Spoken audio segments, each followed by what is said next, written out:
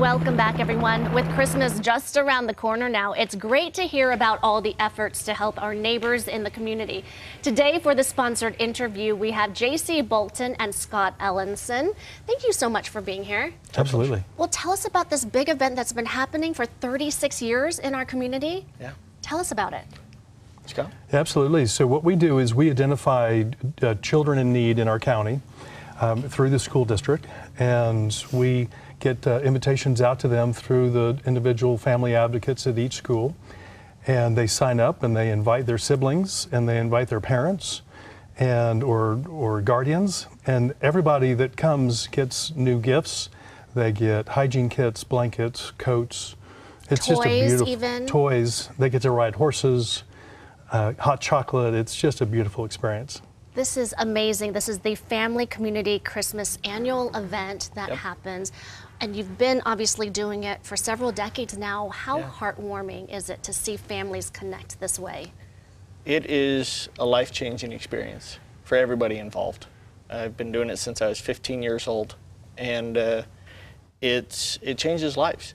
You know, we've had several of our guests say, you know, this is not a handout, this is a hand up. We've had guests come 2-3 years in a row, and then year 4, they're there to volunteer and they're there to host. And so what our event does is it's different than most other events, because you take a host family and then you take this family in need and then you pair them together and they get to work together, shop together. They get to play some games, they get to go horseback riding, and then they get to go shopping and meet the basic needs that a family has. Blankets, hygiene kits, clothes for everybody there. We give wrapped presents.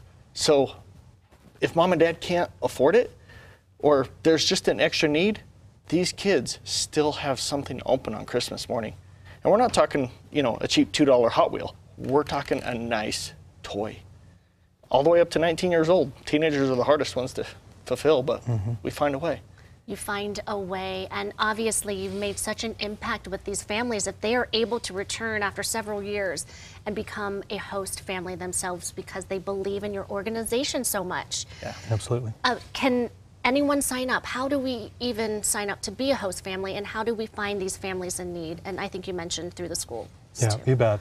So a great resource is just to go to our website. So it's FCC of Utah, so Family Community Christmas, so FCCofutah.com, and you click on the volunteer and donation tab, and so you've got lots of resources right there. You can nominate a needy family, you can nominate yourself if you're in need, and then we've got pre-built shopping lists on Amazon and Target, and so you can see what gifts that are in the queue to get purchased. So every child that attends gets something that they really cherish. What's the atmosphere like when you go to the event? It's beautiful. I mean, entrance, they come in, they register, there's Christmas music playing, so the CEO of Lakeview Hospital is going to be there performing for us. They get donuts and hot chocolate, and then just start the shopping experience, and then get to ride, as JC said, to ride ponies. The experience that this family will never forget, will they? Yep. And how do you match the families? Mostly numbers. It's, you know, hey, we have a mom with 3 kids at home. She's shopping for 4 or 5. Okay, you know, 2 of you, or is there 4 of you? And then we'll pair those families together. Or if there's language barriers, we have several volunteers who are Spanish speakers, and that, you know, we can help them as well. I think it's such a great way to volunteer and see the need in the community firsthand. Thank you, gentlemen, so much. We are putting that information right there on your screen, fccofutah.com. We'll put it on the web as well. Thanks again to Family Community Christmas for sponsoring this segment. Now, coming up on The Daily Dish,